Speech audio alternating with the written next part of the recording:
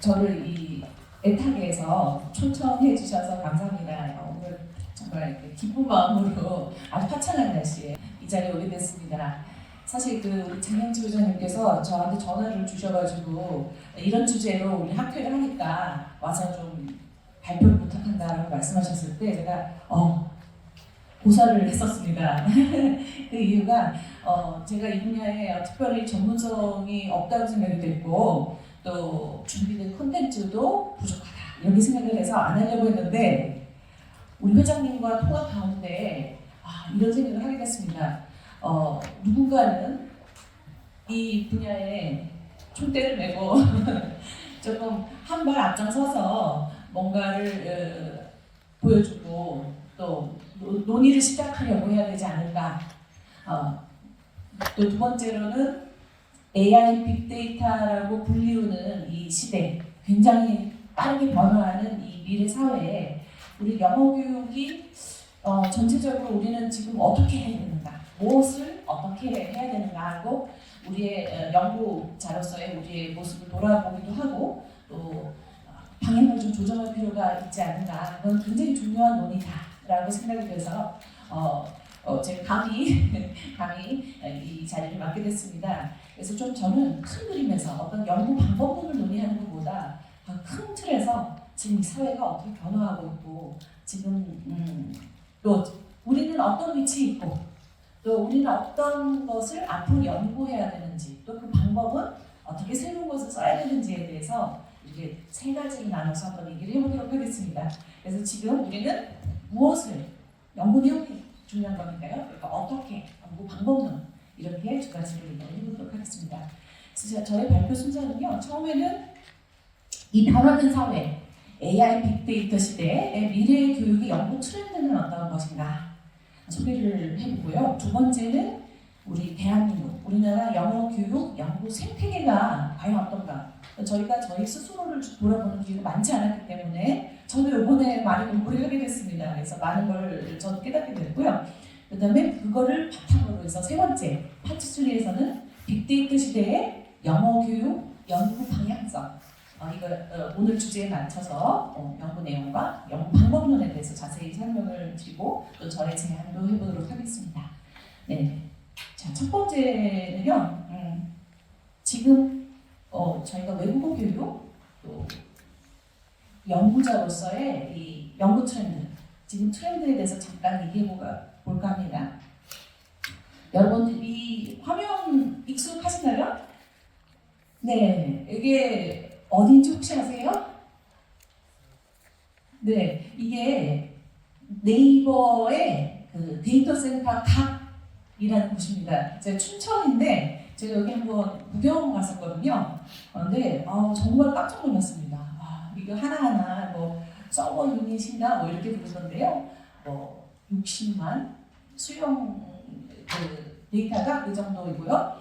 그리고 그게 이제 우리나라 가장 큰 국립도서관에 100만 배 정도 되는 이제 규모라고 합니다. 이런 방이 가보니까 이쪽 우측에 세종시에 있는 그 네이버 데이터 서버 센터예요. 제가 갔던 건 춘천인데 두 군데, 세 군데가 있다고 합니다. 그래서 그 아까 그런 방이 엄청나게 많습니다. 규모가 정말 컸고요. 그래서 데이터가 이렇게 많단 말인가 하고 놀랐고 이 옆에 사진은 제가 이제 인터넷에서 갖고 온 건데 구글 데이터 센터입니다. 그래서 궁금해서 찾아보니까 이 데이터 센터가 우리나라에 이렇게 큰 게 있는데 우리나라가 그럼 데이터를 얼마나 가지고 있는가 한번 봤더니 탑5 컨트리, 그러니까 데이터 센터가 제일 많은 탑5에 보니까 당연히 이제 미국이 1등인데요.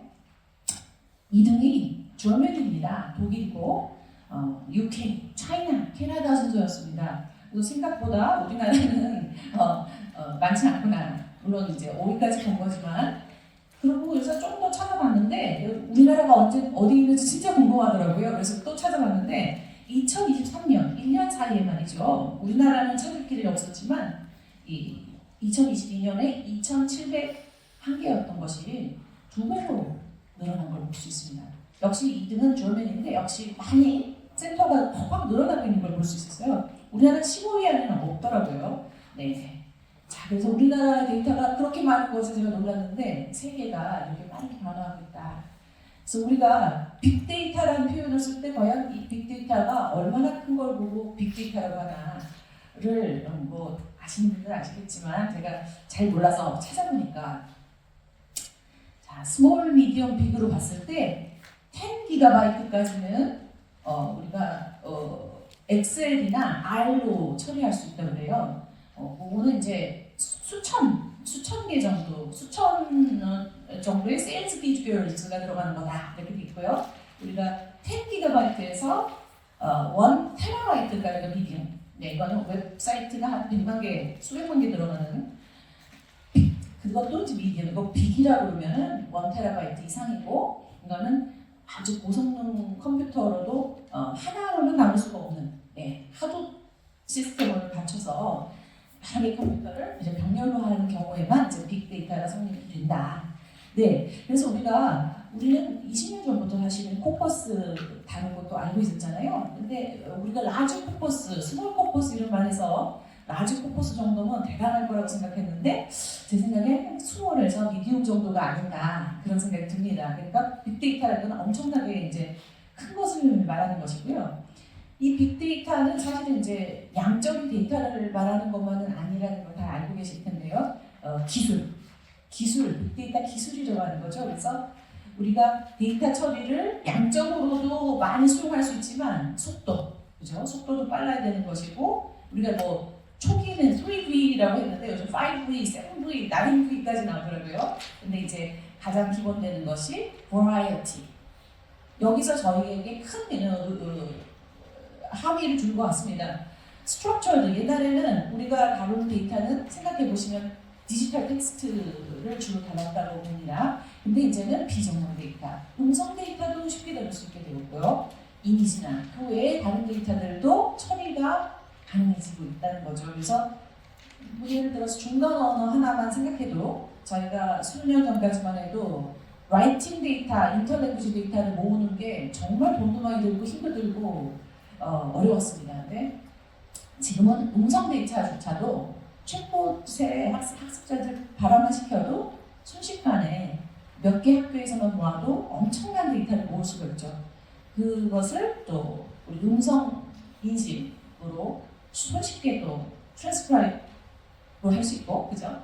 네, 그거를 많이 모아서 또 분석해주는 툴도 좋은 것이 많습니다. 저희가 할 수 있는 연구들이 점점 다양해지고 강해지는 것 같습니다. 네, 그래서 뭐 보니까 테라바이트 이외에 이미 엄청 많은 단위가 나오기 시작했더라고요. 그래서 페타바이트, 헥사바이트, 제타, 요타, 브론토, 지오바이트까지 이렇게 정의가 되어 있습니다. 네, 자, 그렇지만 이제 사실 기술적인 것보다요. 외국어 교육 연구자의 입장에서 바라보는 빅데이터 시대에 대해서 우리가 한번 생각해 볼 필요가 있습니다. 저는 이렇게 한번 지금 정의해 보고 싶습니다. 빅데이터 시대라는 것은 외국어 교육 연구자 입장입니다.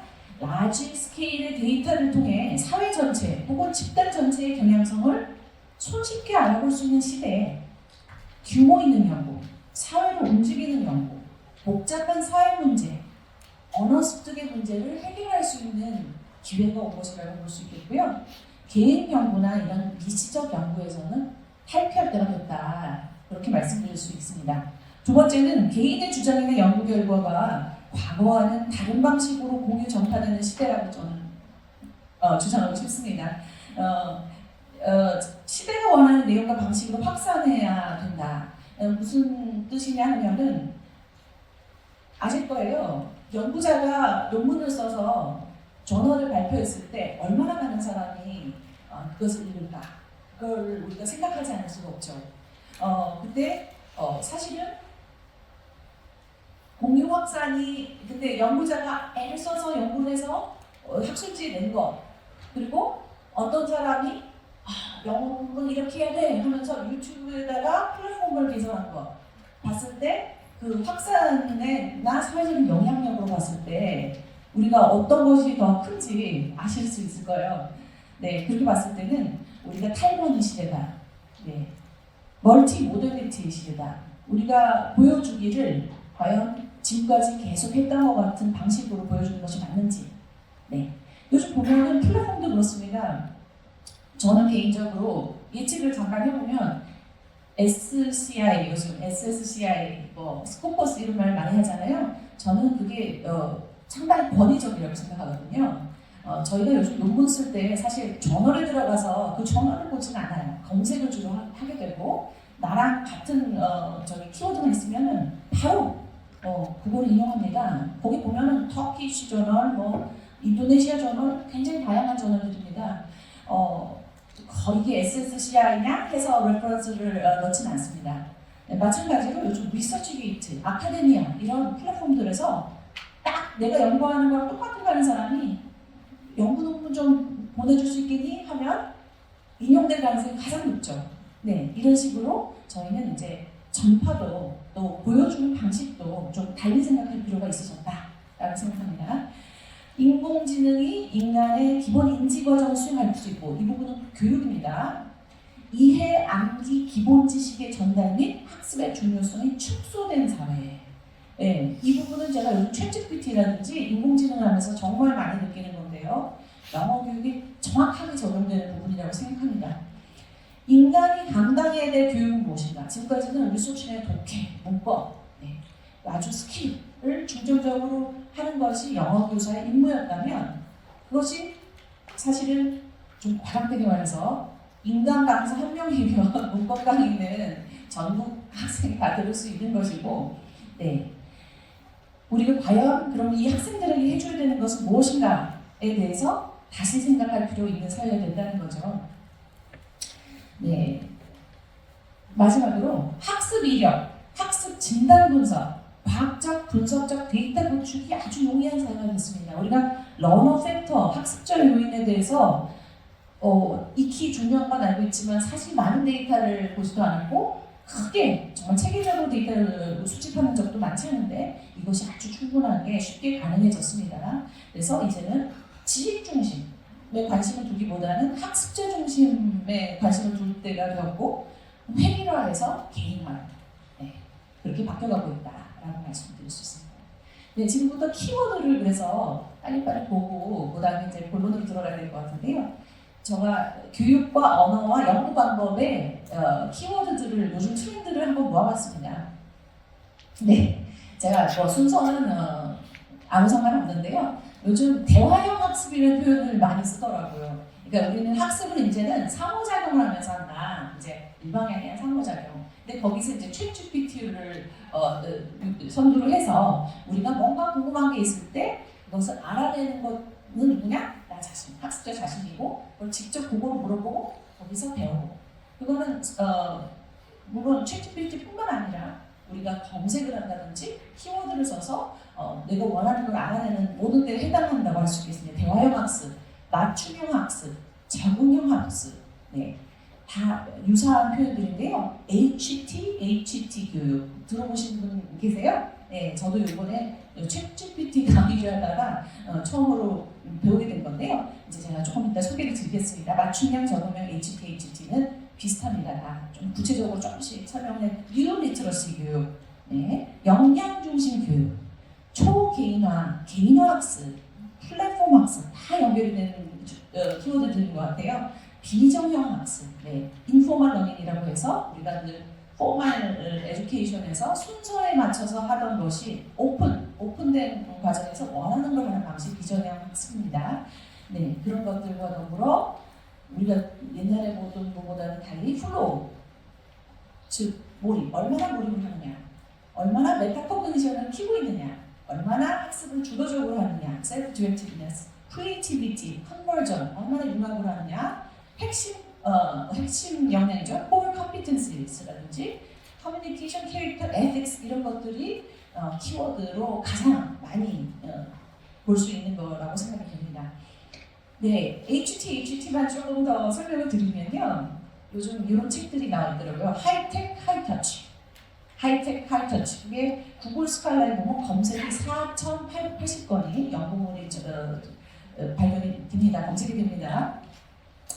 하이터치, 여기서는 하이터치를 앞서서 썼는데요. 그러니까 무슨 말이냐면 우리가 요즘 러닝 어널리틱스를 가지고 개인화 학습을 할 때 이 분석 단위가 되는 것이 블룸의 인지발달 텍사노미를 많이 씁니다. 그 중에서 이제 하위의 인지는 이제 기억, 두 번째 이해, 적용, 분석, 평가, 참조를 봤을 때 자, 기억에서 이해 부분까지는 테크놀로지를 감당할 수 있다.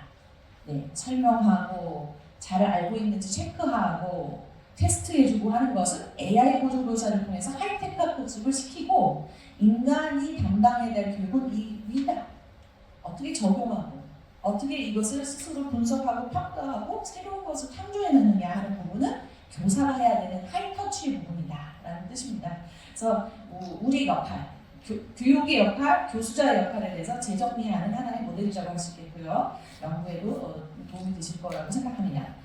영어 교육에서도 역시 우리 역량 중심 교육 과정에 대해서 정말 변화해야 될 때가 됐는데 지금까지는 우리가 지식 중심으로 스킬이나 보케블러리 그라마나 상황이라든지 이런 것을 하나하나 익히는 그런 지식 중심의 교육을 했다면 이제 역량 중심으로 그 학습자가 이 하나하나를 시퀀싱을 가지고 받아들이기보다는 태스크 중심으로 내가 미래사회 성공해서 살려면 어떤 태스크를 수행할 수 있어야 되느냐 하는 것을 가지고 교육을 하는 그런 역량 중심으로 변화해야 하고 또 이제 교육 과정이 바뀌었다고 말씀드릴 수 있습니다. 빅데이터 시대의 언어 키워드로 들어가겠습니다. 언어 키워드들은 New Literacies, 단연 이제 많이 나오는 표현이고 이거는 디지털 리터러시랑 계속 굉장히 비슷한 표현인데 제가 조금 이따 말씀을 드리겠습니다. 멀티 모델리티, 2001년부터 시작해서 여전히 모드가 이제 텍스트 싱글 모드에서 멀티 모드가 된다는 우리 언어에 다 해당하는 것이죠. 멀티 리터러시, 그 다음에 자연어 처리, NLP, 그 다음에 오토메이티드 랭귀지로 시작해서 많은 것이 있어요. 리딩, 라이팅, 어세스먼트 모든 것들이 이제 오토메이티드 랭귀지로 시작하는 것들이 자동화가 언어에 많이 나오는. 그리고 요즘은 굉장히 핫한 올해 핫한 것이 라지 랭귀지 모델 GPT의 경우이죠. 그다음에 키워드라든지 태그라든지 월드 클라우드라든지 언어들이 이제 보여주는 키워드들은 다음과 같다 생각합니다. 네, 뉴 미디어, 뉴 리터러시스, 이건 제가 요 사이트를 지금 조금 이따 소개해드리려고 하는데요. 뉴 리터러시를 먼저 소개하겠습니다. 간단하게 말씀드릴게요. 뉴 리터러시는 이제 디지털 리터러시로 우리 영어 교육, 언어학습적 관점을 봤을 때 21세기 모델력인데요. 우리가 읽기, 쓰기로 지금까지 나눴던 것을 변화했다는 겁니다. 뉴 리터러시에서는 읽기가 주어진 지문을 읽는 것이 아니라 일단 내가 원하는 거, 원하는 정보를 받아들이기 위해서 읽을 대상을 찾는 것부터 시작이 되는 거죠. 테크놀로지를 활용하는 것이고요. 그래서 그것을 가지고 내 것으로 만들어서 뭔가 새로운 걸 창출해내는 능력, 쓰기 능력도 역시 마찬가지입니다. 옛날에는 글 잘 쓰는 사람이 최고였는데 이제는 그 글이 단지 텍스트만을 아는 것은 아니다라는 거죠. 그래서 어떻게 테크놀로지 효과적으로 설득을 하고 그것을 어떻게 확산시킬 수 있느냐 하는 재구성 확산 능력, 그래서 지식을 재창출해내는 능력이 쓰기 능력이다. 그러니까 역량 중심으로 바뀐 것이죠. 네, 제가 2주 전에 월드콜이라는 해외 학회를 다녀왔는데요. 거기서 너무 좋은 사이트를 소개를 받았어요. 그래서 제가 여기 찍으시면 QR코드로 찍으시면요. 그 사이트 지금 들어가 보실 수가 있어요. 제가 잠깐 들어가 볼게요. newlearningonline.com인데요. 이 사이트의 그 방대한 양은 정말 깜짝 놀라실 거예요. 여기 책이 수십 권, 또 강의도 많이 수록이 되어 있는데요. 네, 이게 그 메리 캘런지스, 저도 잘 모르는 분이에요. 빌코, 이 두 학자가 이제 운영하는 사이트인데 이 새로운 패러다임의 교육, 뉴러닝 그리고 또 리터러시, 우리 외국어죠. 또는 언어에 대해서 어떠한 변화가 있고 우리는 어떠한 다른 이론으로 다시 시작해야 되는가에 대한 책과 챕터별로 쫙 나와 있습니다. 누르면 또 강의도 다 있습니다. 그러니까 직접 강의도 다 수록이 되어 있고요. 또 그래머는 어떻게 변화하는가. 그리고 그런 걸 연구한 학자들의 커뮤니티를 여기 조성해 놨습니다. 그래서 가시면 굉장히 많은 정보를 얻으시고 연구의 이론적인 배경이 충분히 되실 수 있다고 말씀을 드릴 수 있습니다. 네. 그러면 세 번째로 빅데이터식 연구 키워드를 말씀드리겠습니다. 네. 단연 데이터 사이언스, 빅데이터 어널리스트를 우리가 통해서 연구를 많이 한다. 그 다음에 두 번째 연구 키워드의 트렌드는 디지털 리서치 메서드입니다. 이제 조금 소개를 드리겠습니다. 믹스드 메서드 어프로치. 저도 이번에 공부를 많이 했습니다. 그래서 굉장히 많이 지금 언급되는 것이 이 믹스드 메서드 어프로치다. 의외로. 그리고 아티피셜 인텔리전스 리서치, 그다음에 인터디스플리너리 리서치. 물론 다른 것들도 있었지만은 제가 저희 우리 학계에서 이 네 가지를 5가지를 하이라이트해서 보여드리고 싶었어요. 데이터 사이언스 앤 빅데이터 어널리스트라는 연구 방법론에서 우리가 주로 하고 있는 것은, 그러니까 SNS 같은 이 디지털 플랫폼에서의 빅데이터 분석을 많이 하고 있습니다. 그리고 분석 단위를 감성 분석, 공간 분석, 핫스팟, 트렌드 분석, 이슈 분석, 동향이나 패턴 분석 다 저희한테도 해당하는 것입니다. 그리고 조금씩 우리 영어 교육에서도 몇 분이 이제 논문을 쓰셨던데 토픽 모델링 방법을 이용해서 분석을 한다거나 데이터 마이닝, 예측 모델, 그리고 데이터 시각화, 패턴 분석, 네, 학습 분석, 네, 러닝 어널리틱스, 효과성, 교육 모형 개발, 네, 이런 것들이 이제 가장 많이 사용하는 연구 키워드로 떠올랐습니다. 두 번째 디지털 리서치 메서드는요. 저도 이거를 이번에 처음 알게 돼서 이리저리 공부를 하다 보니까 책들도 꽤 나와 있고요. A to Z 디지털 리서치 메서드의 그 테이블 컨텐츠를 보니까 어떤 거를 보고 디지털 리서치 메서드라고 부르는지 또 우리한테는 어떻게 적용될지 알 수 있겠더라고요. 그래서 모바일이나 VR이나 이런 플랫폼 상에서의 언어 활동, 네, 화상 비디오, 줌 이런 거에서 나오는 것을 분석할 때 디지털 리서치고요. SNS 데이터 추출, 인터뷰 토론 그 안에서 디지털 툴을 사용하는 것, 심지어 온라인 서베이 먼키 같은 것도 디지털 리서치 메서드에 들어갔습니다. 아이 트래킹 리서치나 또 스마트폰 앱을 또 연구하는 거, 그 안에서 발생하는 여러 가지 데이터들, 그리고 무엇보다 오늘 하이라이트 하고 싶은 거는 디지털 에스노그래피, 디지털 스토리텔링 등입니다. 네. 추후에 다 자세히 말씀드릴게요. 네, 디지털 에스노그래피는 문화기술지 우리 에스노그래피는 굉장히 장기간 한 사람이나 아주 소수의 사람을 오랫동안 관찰해서 하는 연구인데요. 이 디지털 상에서의 에스노그래피는 제가 생각보다 더 쉬울 것 같아요. 왜냐하면 장기간 쌓여 있으니까, 데이터가 쌓여 있으니까 더 짧은 시간 내에 할 수도 있고, 기록이 내가 따로 뭐 녹음하지 않아도 이미 저장이 되어 있는 것입니다. 예를 들면 인스타그램에서 어떤 특정 그 팔로워가 많다든지, 아니면 우리 쪽에 어떤 문화 현상을 연구하기도 좋을 것 같고요. 네. 그리고 필라미놀로지, 예, 제가 요즘 굉장히 많이 관심을 두고 있고, 지난번 케이트에서도 제가 발표를 했었습니다. 필라미놀로지가 굉장히 주목할 만하고 우리가 꼭 필요한 연구 중에 하나다. 추후에도 말씀드리겠고요. 그리고 믹스드 메서드 어프로치로 이제 가보겠는데, 우리가 혼합 연구들을 많이 하시고 계시잖아요. 근데 이게 왜 지금 이 시대에 그렇게 굉장히 중요한 것이냐?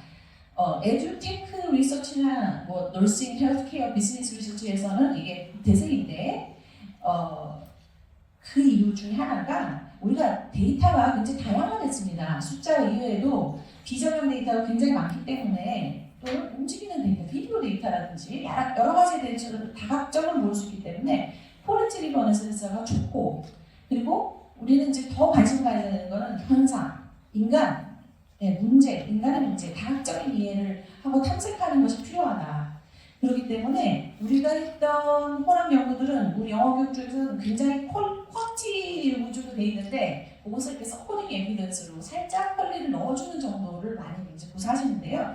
그것이 나물2입니다. 타입 2입니다. explanatory. 그러니까 설명을 하기 위해서 살짝 퀄리를 넣는 것이죠. 근데 그보다는 퀄리테이티브가 우선 가고, explanatory 리서치로 가고, 그 다음에 퀀티가 이제 혼합이 되는 형태, 혹은 둘이 동동하게 가는 다이내믹 리서치 형태, 뭐 6타입까지도 나와 있는 것을 볼 수 있습니다. 네, 그다음에 아티피셜 인텔리전스 리서치는 뭐 인공지능 관련된 모든 연구를 말하는 건데요. 제가 이제 뭐 구체적으로 얘기하기보다 우리 이후에 이제 또 발표가 있을 예정이고, 제가 찾아본 거는 탑10 아티클, SCI에서 스코퍼스에서 가장 사이테이션이 많은 아티클, 최근 아티클을 AI 리서치를 보면은 무슨 AI 테크닉을 쓰고 있느냐, 빅데이터 어널리틱스, 데이터 마이닝, 또 IoT, 그다음에 예측, 포캐스팅, 그다음에 신경망, 이런 것들을 순위가 이제 나와 있더라고요. 그래서 이런 것이 요즘 많이 연구되고 또 관심들이 많은 연구구나라는 거를 알 수 있습니다. 네, 대한 트렌드를 봤고요. 이제 파트 2. 이제 앞으로 이제 우리가 이걸 이용해서 어떻게 연구를 할 것인가 보려면 지금까지 우리 연구를 한번 보고 우리 연구 생태계에 대해서 한번 고민해 볼 필요가 있을 것 같아서 전혀 다른 토픽으로 이제 가보겠습니다. 제가 이번에 생각이 나서 이런 걸 한번 조사해봤습니다. 한국연구재단에 가서 등록된 전공별 학위 소지자 수를 한번 조사를 해봤어요. 그래서 우리 영어 교육이라는 본인을 등록할 때 영어 교육이라고 키워드를 집어넣은 영역이 둘입니다. 하나는 인문학으로 해서 나온 게 있고요. 하나는 사회과학으로 해서 이제 교육학, 교과교육학으로 간 영어 교육이 있습니다. 두 개를 보고 물론 이제 그 외에도 있으실 수 있지만 이제 그것은 이제 제가 봤을 때는 아주 소수일 거기 때문에 제외하겠습니다. 그래서 조사를 보니까 한 어느 정도일 거라고 생각하세요? 영어 교육학 석 박사를 한 사람 등록된 분은 600에서 650명 정도였습니다. 346명 사회가 280명. 네, 요거는 살짝 추산입니다. 사실은 분리할 때 조금 어려워가지고 제가 1000명까지는 계산하고 4000명에서 곱하기 돼가지고 계산했습니다. 사례각은 정확한 것 같고요. 인문학에서 영어 영문학하고 분류하기가 힘들어가지고 그래서 650 정도가 아닐까. 그래서 우리 영어 교육은 그러면 다른 데는 어느 정도인가? 영어 영문학 석박사는 4000명. 우리의 6배가 된다는 사실을 알 수 있었어요. 네, 그리고 유아교육을 보니까 1300명. 우리 2배. 교육학. 우리 14배. 9,000명입니다. 영어 교육학이라는 학문은 굉장히 소수학문이라고 볼 수 있겠습니다. 역사를 한번 보니까요. 그러니까 우리의 지금 연구의 깊이나 우리가 왜 이런 모습을 보이는지를 확인하고 싶었던 거예요. 1965년에 창립이 됐고 유아교육학회 75년, 10년 늦게 생겼고요. 영어 영문학회, 교육학회는 저희보다 12년 정도 빨리 시작이 됐습니다. 저희 학문적으로는 아주 이 교육 쪽으로 봤을 때 학문적으로 아주 늦지는 않다. 네. 10년간의 저희 영어 교육 연구 동향을 보니까요. 영어 교육이라고 제가 검색을 해서 1950년 5년부터 기록된 모든 학술 논문과 학위 논문을 검색해 본 결과 34,000건이 있었습니다. 지난 10년간 18,226건. 그러니까 이제 뭐라고 얘기할 수 있냐면 전체 우리 영어 교육 역사, 연구 역사에서 지난 10년에 절반을 썼다. 네, 절반을 했다라고 볼 수 있고요. 네, 그러니까 굉장히 지난 10년에 활활 타오르는 연구 분야라고 할 수 있어요. 네. 자, 그런데 그리고 이제 인구를 봤을 때 저희 한 명이 얼마나 열심히 성실히 썼는가 1년에 연 2표씩은 써야 이게 나오는데요. 네, 굉장히 많은 논문을 썼다. 소수의 사람이 굉장히 많은 논문을 썼구나 라고 스스로를 이제 기특하게 생각을 했고 10년간의 학위 논문 연도별, 이건 학위 논문입니다. 학술 논문 아니고요. 2013년에 1373건이 발표됐는데요. 아주 정확하게 하향 곡선을 그리고 있습니다. 그래서 올해는 아직 안 끝났지만 작년에 464로 학위 논문 수가 줄어들었습니다. 국내 학위 논문, 그러니까 한마디로 말해서 영어 교육에 유입하는 연구자의 숫자가 3분의 1로 줄었다라고 말씀드릴 수 있습니다. 이 현상 보고 제가 깜짝 놀라가지고 물론 이제 제일 추정되는 게 있습니다. 교육대학원에 인원을 줄면서 교육대학원 석사 논문이 줄었을 거라고 생각이 되는데 제가 그래서 수학교육이나 다른 교육을 넣어봤어요. 그랬더니 수학교육도 똑같은 모습을 보이고 있어요. 영어교육만은 아니었습니다. 그런데 체육교육과 유아교육을 봤을 때 조금 다르게 나왔어요. 유아교육은 줄긴 줄었는데 한 30% 정도? 네, 줄었는 걸 볼 수 있습니다. 그래서 우리가 교육 쪽에 조금 하향 추세라는 영어 교육은 많이 줄고 있다. 우리 스스로 피부로 느껴야 될 것 같습니다. 그래서 전혀 다른 타 학문을 보기로 했습니다. 심리학을 보니까요. 처음에 2013년 저랑 비슷해요. 1300건. 2023년 똑같습니다. 1300건. 네, 변화가 없습니다. 그래서 이 숫자가 유사하다. 그래서 지금 교육 쪽에 연구자들이 급격히 줄고 있는, 특히 영어 교육은 많이 줄고 있다. 네, 그래서 저희가 지금 저희의 상태는 지금 저희 학문적인 위기 의식이 좀 있어야 될 것 같고, 우리는 굉장히 소수 학문으로서 굉장히 노력을 하고 있다. 그럼에도 불구하고 학술 논문, 최근 학술 논문에서 203건, 확인은 129건이 인공지능에 관련된 것이었고, 네, 그러니까 뭐 지금 나온 그 적은 수에서 203건이라는 이건 굉장히 많은 것이죠. 네, 비교적 최신 경향성을 잘 반영하고 있지만 본질적인 심층적인 연구는 아직 부재하다. 네, 지금 10년간의 연구 동향을 제가 조금 비판적인 성찰, 그러니까 지금까지 잘해왔지만 앞으로 과연 우리가 계속 이렇게 가는 게 맞는지, 요즘 트렌드에 맞는 것을 요즘 시간에서 이제 바라봤을 때 저희의 이제 개선점이라는 거예요. 앞으로 나갈 방향성에서 이런 것들을 좀 생각해야 되지 않나 하는 생각을 했어요. 첫 번째는 라지 스케일의 연구가 부족하다. R&D가 좀 부족하다. 현장성, 현실사회 이슈에 대한 논의 부족하다. 네, 연구 방법론의 다양성도 많이 부족하다라고 볼 수 있었습니다. 라지 스케일 연구를 보면 저희는 굉장히 개별 단위의 연구가 많습니다. 이거는 교육학이나 사회학이랑은 전혀 다른 모습이거든요. 굉장히 숏텀에 스몰 샘플이 많고 전국 단위 전수조사 등이 부재합니다. 이러면 이제 기금을 지원을 받을 때 굉장히 어려움이 예상이 되죠. 통계청, 교육청, 기관자료 연구가 부족하고요. 소규모 케이스스터디가 많습니다. 그리고 분석할 때 언어 분석, 담화 분석, 텍스트 분석, 수업 분석, 활동 분석, 교과서 분석, 분석이 많은데 그 분석들이 좀 대규모의 데이터를 활용하지 않고 미시적인 연구가 많습니다. 개별 사례 중심, 그리고 단발성. 이렇게 되면 이 연구 하나하나로서 정책에 영향력을 미치기가 매우 어렵다. 우리가 연구한 것이 실제 반영되기가 어렵다. 그리고 대규모 연구 기금을 마련하기도 어렵다. 네, 굉장히 심각한 부분이죠. 그리고 이제 R&D 연구 부족하다는 말씀드렸는데요. 개발 연구가 부족합니다. 우리가 진단 도구, 측정 도구, 평가 도구, 어떤 시스템, 프로그램, 애플리케이션, 컨텐츠 등을 이론을 토대로 해서 연구를 해는 개발군의 소재가 매우 적다는 것을, 거의 없다는 것을 볼 수 있습니다. 프로그램, 소프트웨어, 평가 도구, 커리큘럼, 자격증 등이 개발되어야 현장에 적용되는 가능성이 높아지고요. 이런 사례가 매우 부족하다. 그래서 이런 것이 이제 현장 변화를 주도하는데 그런 부분이 좀 아쉽다. 그리고 앞으로 좀 그런 것들이 많아져야 되겠다라고 생각이 됐습니다.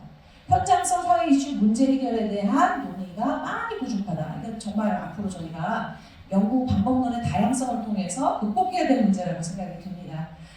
일단 정책 관련해서 영어 사교육, 사회에서는 이런 것들을 관심 있어요. 수능, 절대평가, 영어 교육자들이 이런 걸 연구해 주길 바라는 거죠. 영어 유치원, 영어 격차, 영어 부진, 고교 학점제, 역량중심 교육과정, 외고 이런 사회적 이슈에 대한 논문이 부족하고요. 세상에서 일반인이 궁금해하시는, 아까 우리 총장님이 어떻게 하면 울렁증을 극복하고 이 영어의 그 어려움에서 극복할 수 있을까? 이런 질문은 사실 우리 모두가 받는 질문이에요. 근데 확실한 답을 우리가 준 적이 없습니다. 영어의 논리와 해법의 탐색이 절대적으로 부족하다. 중고등학교 연구 부족, 성인 연구 부족, 많은 연구가 대학생, 초등학생이 국한되고 있습니다. 그리고 사회 현상, 공교육, 영어 교육의 비정상적인 운영, 조기 영어 광풍, 영어 부진함, 영포자의 발생 원인, 입시 영어 교수의 딜레마, 영어 전담 교사 정책의 파양 운영. 네, 이것도 굉장히 큰 문제라고 해요. 실험 중심의 영어 학습 생태계, 상업적으로 왜곡된 영어 교육, 이런 것에 대한 관심과 논의와 비판적인 시각이 부족하지 않나. 네, 국가교육 및 사회교육 요구에 기반한 연구를 할 필요가 있다. 우리가 너무 서구에 이론을 빌드업하는데 모든 집중이 되어 있는데 사실은 우리 국가 사회 연구의 기반을 좀 더 둬야 된다. 연구 방법론의 다양성도 매우 부족합니다. 질적 연구를 보니까요.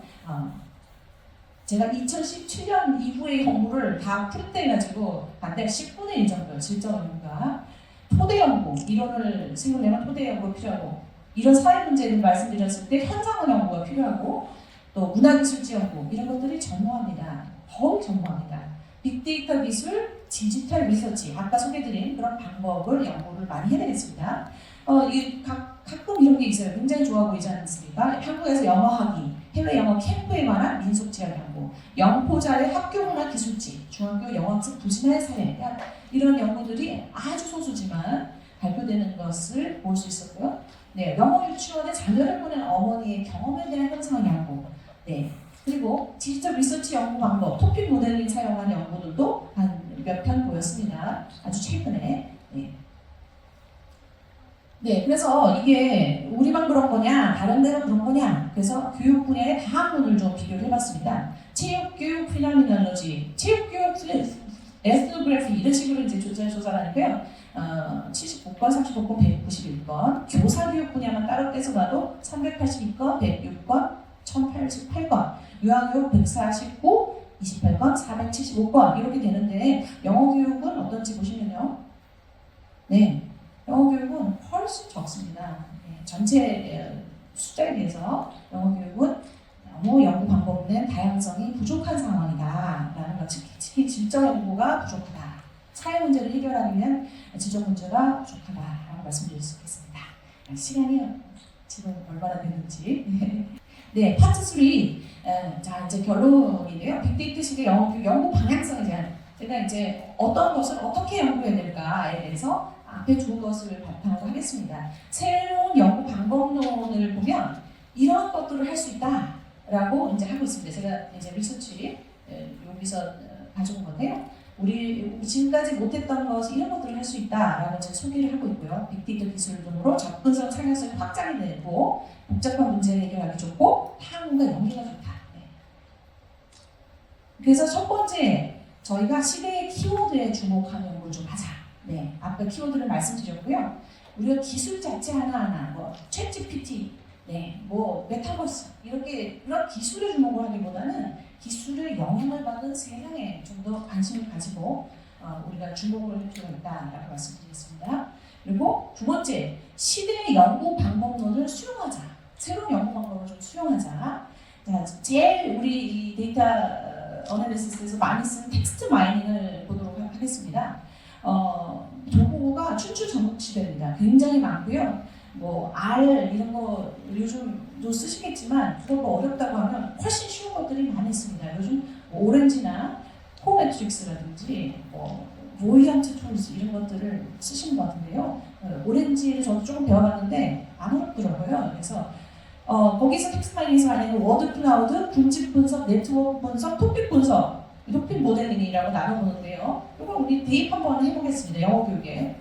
학습자 중간 언어 분석. 네, 챗봇, 로그, 디지털 상태에서 쓴 장문들을 가지고 분석한 패턴이 굉장히 다양하게 나올 거라고 생각하고요. 군집 분석. 엄마포 영어라는 엄마들의 영어 관념, 개념에 대해서 관심사, 키워드를 온라인 커뮤니티 게시글을 분석하면 나올 수 있다고 생각해요. 군집 분석이죠. 그 다음에 네트워크 분석. 유튜브, 인스타 등에 나타나는 성인의 영어 요구는 무엇이냐. 토픽 모델링. 네. 한국 승무원 영어, K-팝 영어, 주제별, 직업별 주요 표현의 단어 네트워크들, 수능 주제 분석, 문화 관련된 관계도 이런 것들이 주제가 될 수 있다고 생각합니다. 네. 두 번째, 러닝 어널리틱스. 이렇게 가장 주목되고 저희가 정말 많이 쓸 수 있는 분야라고 저는 생각을 합니다. 요즘 e클래스, LMS 시스템에서도 많은 데이터를 이미 보유하고 있고요. AI 베이스드 러닝 플랫폼이 교육부나 지금 우리 학교 일선에 곧 이제 소개됩니다. 빅데이터 테크놀로지, 비주얼라이제이션 이용해서 학습 진로, 학습 예조, 학습 추천 등 이런 것들을 할 수가 있다고 보통 러닝 어널리틱스 소개를 하고 있는데요. 예, 여기 가시면 제가 거기서 뽑은 겁니다. 이 내용은. 요거는 우리한테 대입해서 제가 생각해봤습니다. 일반 LMS 로그 출결 수업과제 퀴즈 점수, 우리 학습 동기, 다중지능 성격 검색, 학습 스타일, 학습 주소, 인자이티, 우리가 프로그램을 이 툴만 잘 만든다 그러면 전국 단위로 얼마든지 조사하기 쉽게 이제 됐습니다. 능숙도도 지금까지 조사한 적이 없어요. 표준 검사, 수능, 모의 수능, 어휘 수준, 문법 수준, 학습자 데이터를 얼마든지 모을 수가 있습니다. 오류 문당 오늘 정답률, 학습 경험. 지금까지 어떻게 과제를 어떻게 했고 이 모든 학습 경험이죠. 사교육 히스토리, 인터넷 사용 경험, SNS 사용 기록 등 이런 것들이 사실 패턴 분석으로 해서 상당히 지금까지 해결하지 못한 많은 부분에 왜 이 학습자가 잘 못하는가를 알아내는데 굉장히 도움이 줄 거라고 생각합니다. 그런 의미에서 제가 여기 QR코드도 해놨고 여기 자료도 있는데요. 지금 케비스에서 디지털 교과서를 만들고 14개 시설 중에서 AI 기반 공통 교육 플랫폼을 만들고 있거든요. 거기에서 이제 하는 이 학습 데이터의 저장 분석 시스템은 Experience API라고 X API라고 합니다.